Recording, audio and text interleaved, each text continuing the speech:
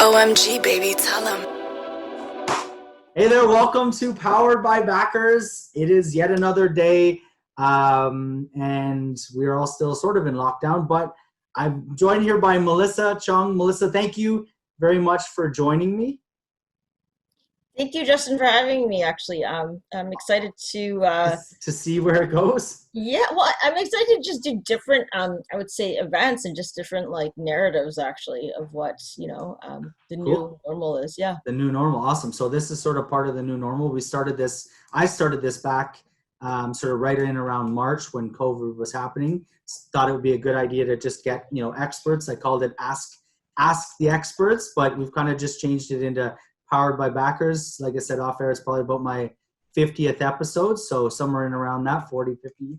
So pretty much almost daily for about 5 months. So took a couple of weeks off here and there over the summer. But yeah, it's been pretty interesting. So I'll jump in though. Primarily everyone we're talking to or the audience or my LinkedIn or the Backers Facebook page, they're primarily entrepreneurs, business owners, people that are interested in hearing your story. So I'll give you a quick bio. So you are founder and CEO of Crippit.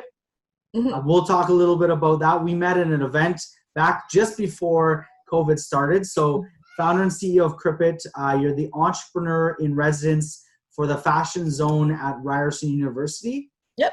And you are a financial advisor for Asante Financial Management. Yeah. And you've done a number of other things. We'll talk a little bit about them through various startup and innovator stuff, incubators and different things. So we'll talk about that. Obviously, U of T grad. So I just looked at that. Law student. Are you a lawyer? I'm no lawyer. I have a master's in law.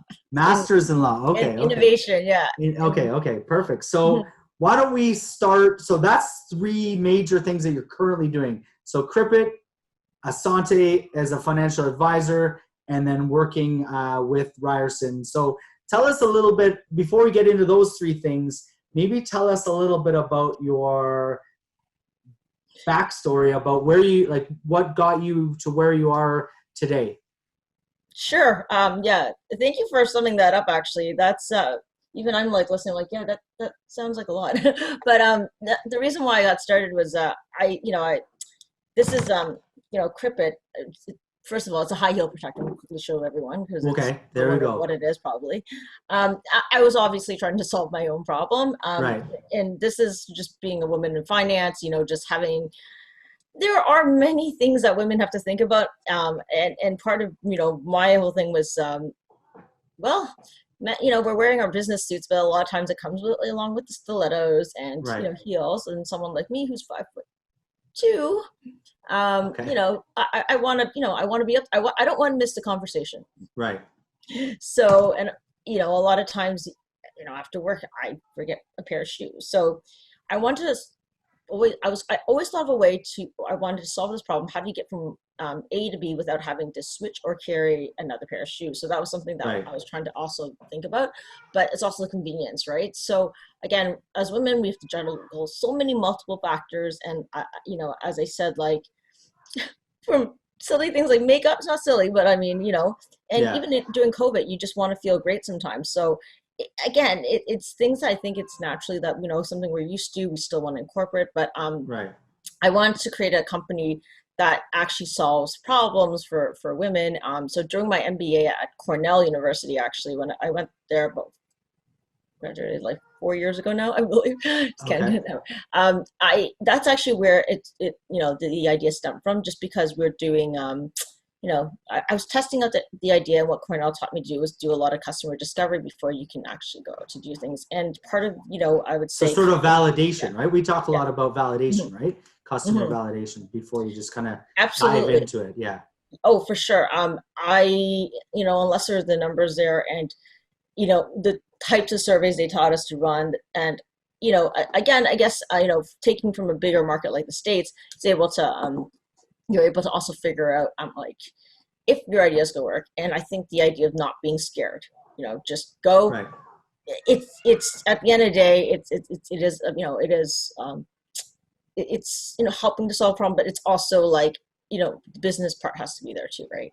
Right. There's a bit of a leap of faith. There's a bit of, you got to put your sort of ideas out there to almost be, questioned, or Yeah. maybe to be sort of, put out into the world. And now people are going to come back and give you, potentially criticize you on your idea. Yeah. So you have to be open to that, I guess, right? That's Absolutely. And I think it's really important that you just said that, because as Canadians, I think a lot of times I realize the difference is, I think it's great to be really, insight, like, take a, I would say, good analysis of the situation. But sometimes it's also about, like, you know what, those mistakes are fine. You can learn Right. from them. They're actually really more telling of I would say, than just you analyzing numbers. And I'm just saying, I do know how to do the spreadsheets from my MBA, but at the same time, a lot of it is going out to the market and just sort of verifying your thesis. And getting that real world feedback, right? Whether somebody, Yeah. I think I've heard this saying, like, and I mean, surveys are great, and we always talk about, we use the term always be launching, always kind of getting your idea, iterating, getting feedback and having that feedback loop. But the idea of somebody giving you $1 versus giving you their feedback, Oh yeah. the dollar is significantly more valuable Absolutely. than feedback, right? So if somebody's willing to go into their wallet and take out, or the person take out that $1, or take, now it's all digital, but tap with their debit card, right? Or just online, but just that transaction, that's a very telling symbol if somebody is willing to pay for something. So oftentimes an early sort of, this is where, essentially, like, pre-orders and stuff like that are very valuable, because people are saying, hey, you know what? I'll pay for that. I see the value in that, even though you haven't even built it potentially, right? So interesting. So I'm gonna take a reverse here, instead of going forward for a second, because I want to talk about sort of our mutual friend Sophia and some of the things you're doing with him. So I think that's really cool. But let's take a step back. So you did your MBA at Cornell. How long have you been a financial advisor? Wow, for gosh, like over a decade. Okay, so you did that while you were an advisor. How do you Yeah. like being a financial advisor? And I wanted to talk about this because I think it's an interesting point that a lot of people maybe are going through, and you see the news. Where do you see the financial advisor role in, I mean, even today, I could say today it's probably changed significantly. Mhm. Where do you see that in 3 to 5, 10 years? Are you going to be continuing sort of, or where do you see your role morphing in that space? Or how do you see it morphing? Morphing at all? I don't know. Yeah, now I'm not a Loaded regular. question. Yeah, that's hard, because okay, so where I would ideally want to see it, in what our regulatory in, like, prevents, or not I don't say prevents, Right. allows us to do, is also different. But however, because of COVID, this is one thing that I would say the law school actually really helped me think about, in terms of just, like, you know what, we always know that law takes forever to change, like, Right. policies. However, during COVID, we've seen it change in 2 to 3 days, which is historically, like, not been something that is typical. So to say you can't do something, to say it can't happen in this lifetime, I think those sayings might start to be challenged a little bit, right? Right. Never say never kind of thing. Well, yeah, and the way traditionally business is done. So a lot of times it is sometimes its own industry that prevents itself from, like, sometimes growing or innovating. Right. And I did.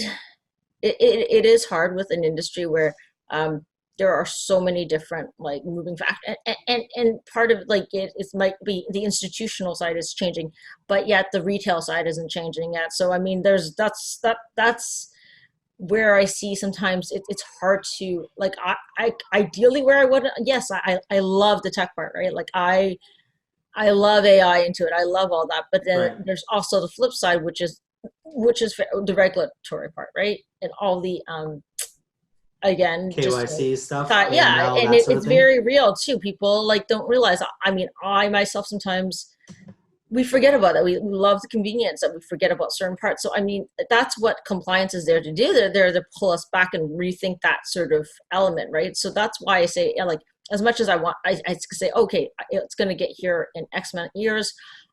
We can even see like things re-changing back, and testing too. And you know what? The OSC is testing. That's why they have a sandbox, right? Like they Right. have a sandbox to test the fintechs, right? So I Right. mean, they themselves are learning, and I do think that's actually a really great way, because again, just like I talked about testing before, that's sort of the similar type of strategy. Instead of guessing at it, let's see what goes on in real life and what are the In sticky controlled factors. environments, right? Yeah, like I Yeah. mean, as I said, like the other during COVID, we had a client, I need a notary stamp, right? Like that was challenging, right? That's so In a did the law, lockdown, how do you get a notary stamped? yeah, and who's going to do it? And Right. the law did like where you could get I think a copy, and then you could see them like there's a bit of Electronically or adjustment. whatever? Yeah, there was a Yeah. bit of adjustment, but that's never again something I personally I don't think I've heard of in my last decade of something like that adjusting. Right. So that's why At such a quick pace, right? Where they were able to yeah, say, hey, yeah. let's make this happen tomorrow Hmm. kind of thing, rather And it's than because the whole 10 world years from now. Yeah. exactly because Yeah. again, it's going to affect other parts, and I think all countries are learning from, or countries or regions, or Right. are learning from each other. Jurisdictions. Yeah. I mean, we deal with the OSC as well. Our platform, obviously, Oh, the okay. dealers are exempt market dealers, right? So sort of Yes. using the various regulatory frameworks under the OSC to raise capital, like the crowdfunding exemption. But so that's kind of, we're very much regulated in that sense. We're also, there's a lot of different things. So I like the comment that you make where there's been sort of that demand. It's almost like a demand for change that forces the change. Whereas Yeah. if there isn't that demand or that necessity to change, then it takes, people will sort of, drag their feet a little bit and not make that change. And we've been working through some of the things we've been doing with the OSC and their sandbox and doing some things there as well. So they are slowly adapting, Yeah. but in like I said, in a controlled environment, that's good. So you touched on a couple of things, but I want to get your specific, because I really want to talk about, I don't want to say the words, but I think their initials are WS or things of that nature. That, how does that impact? So I'll say it. Do you want me to say it? Yes, it. Wealth Simple, Oh, yes. or like sort of I like was that okay. online, like purely automated. You talked about AI, right, and not having that Yeah. personal touch. I've had a lot of conversations with advisors where they're saying, hey, yeah, that's great from a very simple perspective, but there's a lot of nuances that need the personal touch. So where do you see that? Like, I mean, you see the commercials all the time, like, hey, are you still investing with dad's Sky or whatever, or mom and dad's Sky, like basically saying like the old school versus the new school, right? Absolutely. So where do you see that? I'm throwing the curveball. You know what? No, but I don't want it to be a curveball. That's a really good point. Yeah. Honestly, where do you see that going? The style of commercials between Asante Financial. Right. Oh yeah. Well, there's the guy like, golfing. Yeah, exactly. Of course, right? Yeah. And then you see Wealth, and it's like that. Like I call it it's like American Apparel or something. Like right. The shocking, like, what are they doing? And at the end of the day, it is the same message. Not the same. It is about the same message. Like let's say for your future. Even though these guys in golf, I swear to God, they are conveying the same message, right? Right. And I saw the Asante one where it's literally a golf course advertising, and then it says Asante. Is that the one? I think I've seen that one. Okay, honestly, they're talking about a golf course. Yeah. You'll see CI. Yeah. They're all the same, right? similar. I mean, it's honing in on that like next generation. I think. Right. Think about the future, and then Wilson was like more like, let's shock everyone because I'm reaching the millennials, right? Right. Hey, I mean, or Questrade is the other one that's kind of doing. Oh yeah. I mean, they all are kind of they're all interconnected too. Yeah. So how do you see that playing out? Like where do you see? Because I think COVID has kind of. I mean, we're doing this right now. We're having arguably a face-to-face meeting. Yes. But at opposite ends of the city, right? And could be opposite ends of the earth. Like you could be anywhere, right? And we could have this meeting and still have that seemingly personal interaction, but remotely. So I mean, does that playing into it that now are you finding you're using things like Zoom a lot more often with clients, or if you are, or where do you see that going? It's almost difficult to ask someone like myself, because like over like almost 10 years ago, I know it sounds crazy, like a decade ago almost, I had, if let's put it this way, I got a chance to wireframe actually this type of an app out Okay. at UT, actually, like last year, maybe a year and a half ago. And it was really neat because it's sort of bringing in now, finally, I'm like, wow, finally, my ideas are now being material. Like, like about, I would say, that's a decade ago, I might have thought about it, like maybe 3 or 4, like maybe 5 years ago, I pretty much was like, we need to have something like this. I call it I like the hybrid model, because I really think that like you still need sort of like the human touch, like right now, like popping up, hi, I'm the financial, but there's no reason why I couldn't be half a chatbot, right? You want to know something I didn't know that existed? That's funny that you say that. There's something called a deep fake, and I'm just throwing this out there. Where like I literally, I don't know about in a personal interaction like this, like in a news or a video, I literally could be a robot. Yeah. Like pretending to be a person saying whatever, obviously whoever behind me is saying whatever they want me to say. And then as a viewer, you would think, hey, that's a person saying that. Maybe that's legit. But there's like, because I think Microsoft came out with a sort of like a technology to identify a deep fake. I just saw it. So I didn't even know there was a deep fake. Now they have a technology to identify it. But that's crazy that like somebody could be artificial on a video like this and seem very real. Absolutely. That's part of also now detection of like that cybersecurity, I guess, issues to like who's really like, but part of that comes up because again, it's part of that testing model. It's that A/B testing. If you think about it this way, it's kind of like the only reason why like a lot of the conversations are predictive technology, like can predict. And I do have a whole thing about this in terms of risk management. Like, I do think it's okay. On one hand, I do think it's really important for us to have the sort of kind of like these tester deepfakes, let's call it, right? Right. You know why? Because it creates more data, more for us to feed the machine, right? Machine learning. So the AI will be smarter, right? And we want it to be smarter because sorry, excuse me. I always say, what is risk? Risk to everyone is actually different. I mean, we have these KYC forms, right? But like, are they really, how do I say it? It is different. And that's where you need the personal touch, right? I'm the one that's giving the explanation what they mean by this, right? So I think that having like customized, personalized like KYCs in the future, if that really talk about risk, will really help us identify like how to invest for someone. And that's where I'm going more with like the tech, like aligned technology and everything. While simple, it's still it's like it's still it can be kind of a cookie cutter, right? Because it's one size fits all. Here's your 5 mutual funds, choose one. Yeah. Right? So emerging technologies, European equities, and American growth, or whatever. Exactly, right. Like, but what about like sorry, like the betterment like version, where those are like they're actually learning from you, right? They're learning what you like to like look at, like if it's tech like plays, if it's like penny, like it really is truly learning.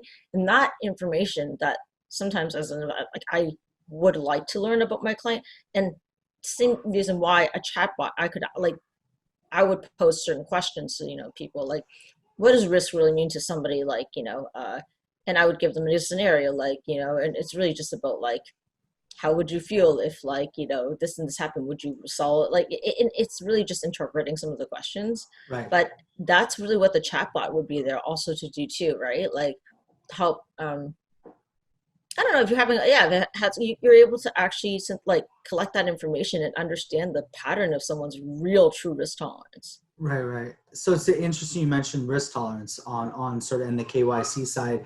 So you mentioned and we're kind of going off on this. I don't know if you want to go off on the tangent, but the other thing is around the facial recognition thing too. I'll just bring this out. I guess it's Yeah. a topic that's out there is, people of color, right? So it doesn't work for the majority of people of color. And so it's very difficult to distinguish, at least based on maybe it's the data sets. They don't have the significant data sets that they would need to. So there's a lot of limitations around Yeah, you're right actually that about type that. of thing, right? So, Well, that's kind of why, I think it is important for like, I mean, it doesn't surprise me that someone like in a continent like Africa has almost sometimes more high tech than, because like you do get the Facebooks and everything interested in making sure that their data points are reflective of like of society as a whole. Exactly, right? Yeah. Like, and not just like, white America. Yeah, exactly. So I mean, it's I'll say it for it. I don't. Yeah, that's well, and we know. Well, I mean, they similar to Eminem's "White America," right? Yes. I guess. No, I didn't. I've never heard that term. Well, it's an Eminem song. You're familiar with Eminem?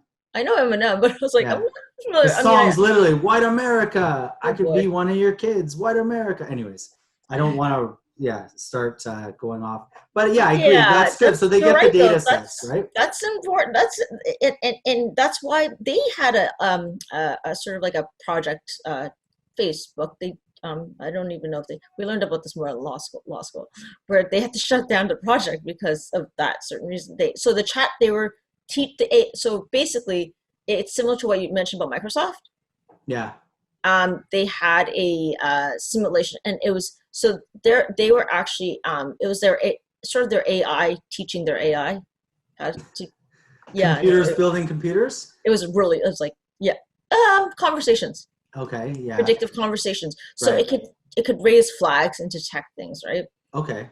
But they found, yes, a lot of what you just mentioned, like racism in it and everything like that, and they had to like shut that project down. Which is difficult, right? And that's, I mean, that's kind of one of the things the issues. So probably maybe the risk, and I have to take a look to see if that was your result. But like, you hear about Zuckerberg, his satellite, like it was supposed to be, he wanted it. I think originally it was supposed to go up, but it didn't go up because SpaceX was supposed to get it. I can't remember, but it was to help gather more information about it was for Africa. So Interesting. I don't know if it had to do with that, but like but I'm just again.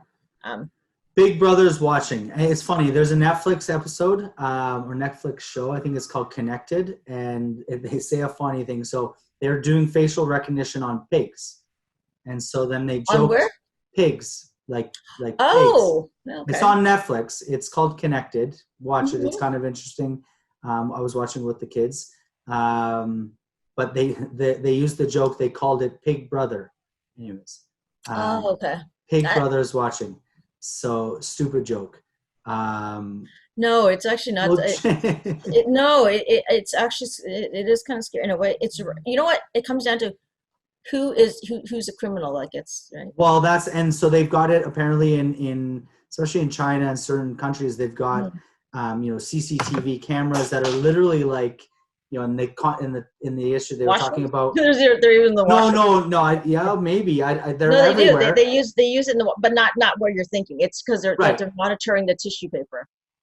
Oh yeah, to see who's stealing the toilet paper. No, so how much you can distribute. How much, and they can measure how many they need. It's supply management. That's the supply. Interesting. But the other thing too is they're trying to identify certain races. So there's sort of a racial component to it. I won't say the name. I think it's like Uyghur or like sort of a Muslim sort of sect, and they feel like they're targeting them, and then there's obviously a huge issue with that, where they're potentially there's a whole human rights component to it, but they're able to now hone in, facially recognize and target a subsect of the population, which could be criminal or racial, like which obviously would be a major issue if that power is now handed over to a country that maybe doesn't respect human rights, basic human rights.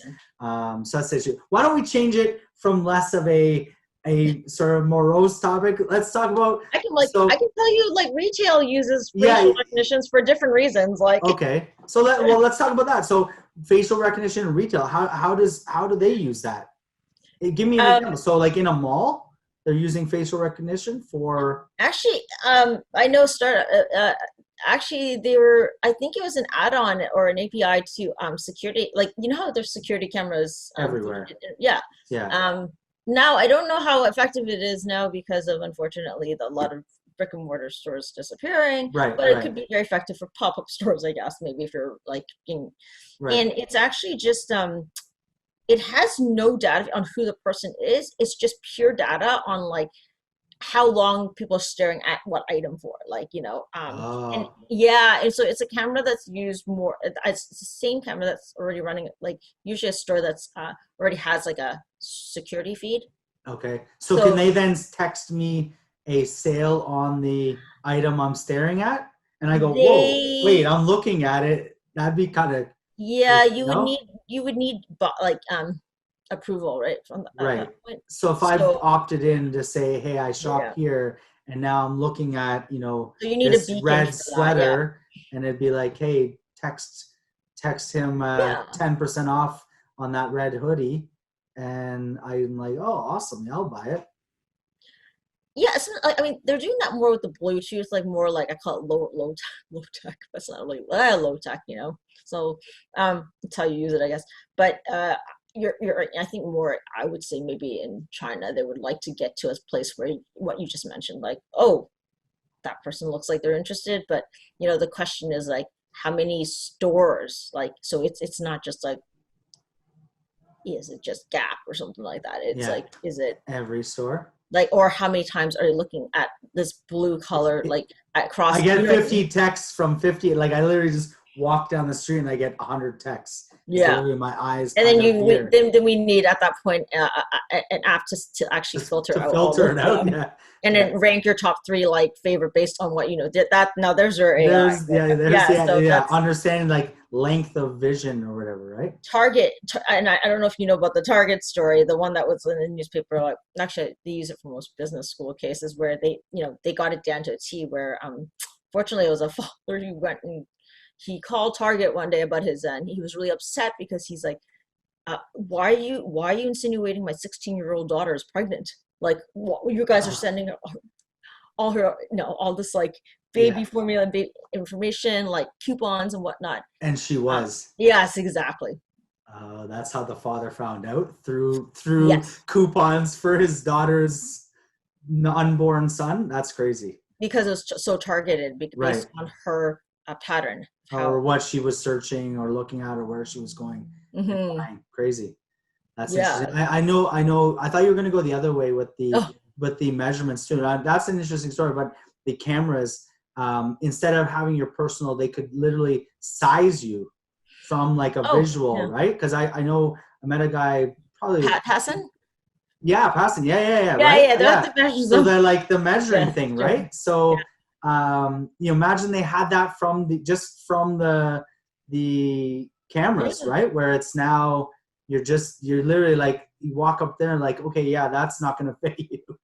And you're like, well, how do you know? Well, the cameras tell me that you're Yeah, whatever, actually, whatever, whatever, and yeah. yeah, and they could almost style you from the security cameras. Right now, I mean, I know that you still need to like, aside from a scanner, like, you still have to kind of walk through something like Yeah, they've got sort of a booth or whatever that they yeah, they set have a up in the booth. mall, right? I think in Um, actually Oshawa Mall. It was. This is no. This is they were in before. Yorkdale too, I think, weren't they? Yeah, At I some think so. point. Yeah, Yeah, I was. yeah. We Yeah, talked to them at an event back in, I don't know, January or something like that. Yeah, you should yeah. look They're it up. It was Passan. Was it Hassan, Passan? Hassan. Passan. Yeah, Yeah. yeah, yeah. There No, you go. they're. Look it up. Everyone watching, go look it up. There See you if go. see where it is. And it's the same thing with like a lot of people are asking us about like the foot situation because like I was Right. moving these things and like um could I scan? Yeah, technically. And the way it's done is with a I would say you just need something to like a verification. So the best thing for a foot scanner really is you put your foot on a piece of like white, like standardized letter size, because Paper. that's we Yeah. so you can figure out exactly for sure measure, because that's a standard paper. So you're putting your foot on there, so you know Right. exactly, reconfirming that's actually what it's doing. It's actually really simple idea, like it, Yeah. because it's just, what is it, 8.5 by 11, is it? Unless your Anyway, foot's bigger, unless yeah, your foot's bigger than that, right? pardon? Unless your foot's like Shaquille O'Neal, Yeah, and then now you're double two papers wide or whatever, yeah, yeah, I mean, or are long. people, well, this is women's feet mostly. Okay, yeah. So I was So saying I was Shaq, like, like Shaquille O'Neal, right? His foot's probably, or someone of that size, right? Is probably got yeah, like, massive size 21 shoes or whatever, right? yeah, that'd be really big. Yeah, it's huge. Yeah, They were using it, or they're already using something similar for for like for all the insoles right now, like customized right, insoles and stuff like that. right, right. So that's where some of that is, like in terms of like technology, but also I was going to talk about more about like in terms of just modeling that out. And what's interesting is what I didn't even realize, and this is talking about like user experience. A lot of people are, they're like brands like Walmart, Walmart too, but like luxury brands, I'd say, are upping sort of they call it 3D assets now Right. into that, because if the new normal is shopping online, obviously it's more about that. It's like The look and feel of it, like yeah, or fully. how Warby Parker now you can put your try on the glasses, Oh yeah, or actually there, a lot of people, or a lot of I anyone who sells like eyewear, you're able to yeah. like put like, yeah, they virtually, you just pick what style like you want to, Oh, so then you sit in the front, and frames then on they you. do like sort of like an AR, right? That's Augmented AR, yeah, reality. augmented, Yeah, yeah. So interesting.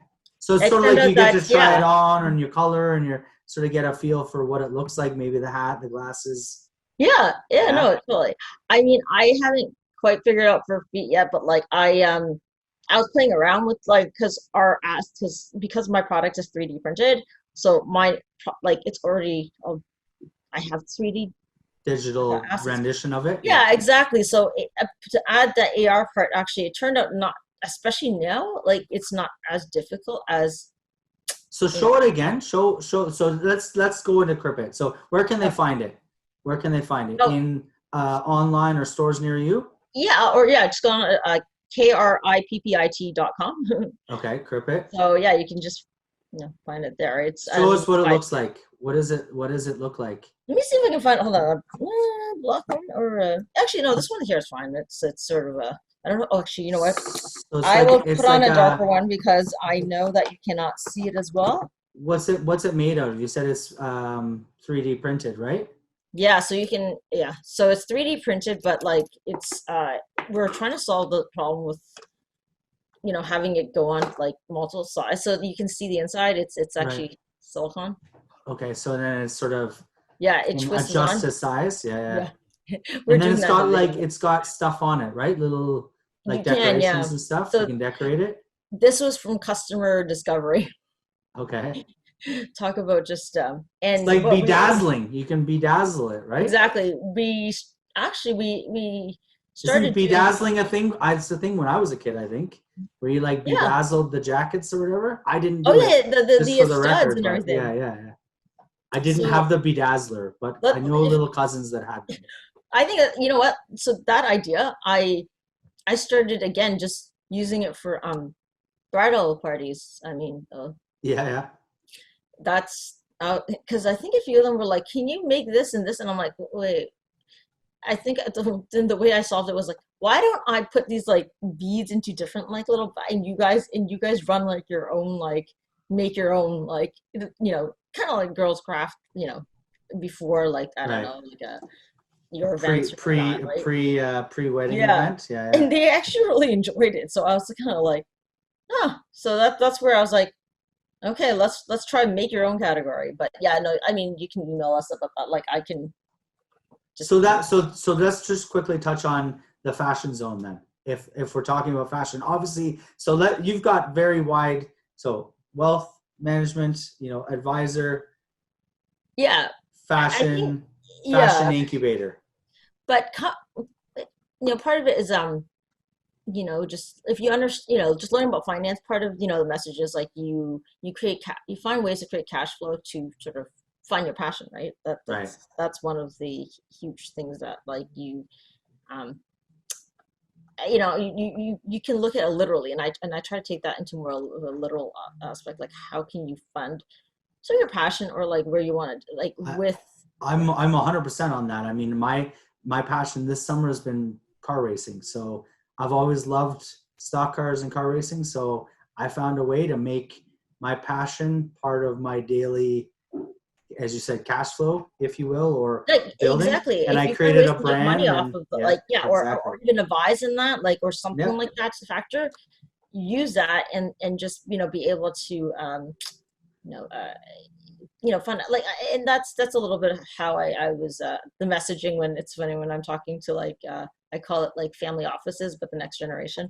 yeah, Like it doesn't have to be it, you can do things as well to, yeah, exactly, find your and that's a little bit yeah. of my model. I've always loved fashion, but I mean I was never a designer, so this is sort of, I So call it, hey, maybe that's your yeah. So last year I steps got into into, designing. yeah, I got into London Fashion Week twice. We actually showcased at the Canadian Embassy. Oh yeah, Yeah, so that, I mean, I called myself the accidental like designer accidental designer. There you because they go. would be calling the designers, so like designers come dress your models, and there's me like who's just like, "Oh, what do I what? Oh yeah, that's me. Okay, I'm supposed to do that." So Yeah, there you it go. was really surreal. It was it was a really interesting experience, really amazing experience actually. So That's cool. Awesome. Well, Melissa, I appreciate you joining me. I usually end it with one question.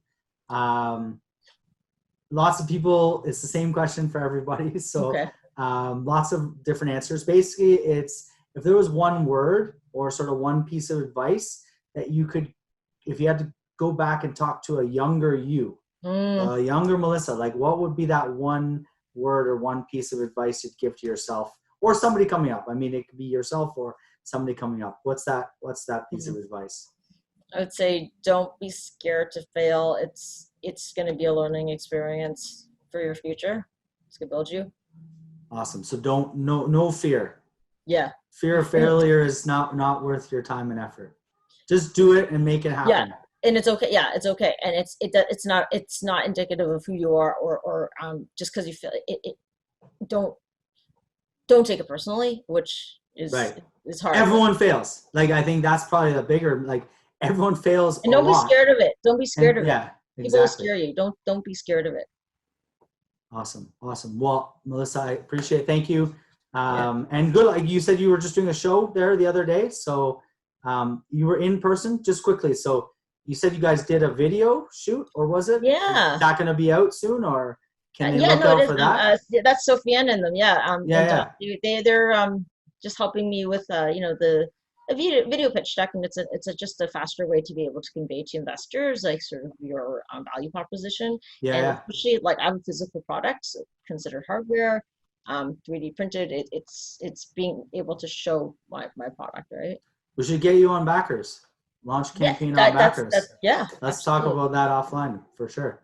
Okay, yeah, So for sure. Thank you so much. This is awesome. Like, and that's yeah. a really great. You guys have a great platform. I mean, just the fact that I know the regulatory part isn't that easy, so that's amazing where you guys have gotten to. Yeah, yeah, definitely. It's yeah. It's been a long road, like you said, about I understand. failure and doing different things. And it was funny when you were saying the regulatory part. I was like, yep, yep. There's a lot of hurdles that you got to cross before you can get to things. And like you, we also think there's probably some things that need to change potentially, but they're not going to be very quick to change. So we've got Mm-mm. to maybe work within the rules, and then Mm. hopefully they adapt over time. But yeah, so it Or is just what it knowing is. them, yeah, or yeah, working alongside Yeah, them. understand and work with them, and then sort of help them to sort of understand Understand. the change, right? That's Yeah, for needed. sure. Yeah, for sure. Cool. Well, appreciate it. Thank you, Thank Melissa. you so much, Justin. Enjoy your afternoon. Don't work too hard. It's Yeah, it's afternoon. So yeah, you said you were busy, but enjoy it. Appreciate it. Yeah. Thank you. Thank you. Appreciate it. Take care. Okay. OMG, baby, tell him.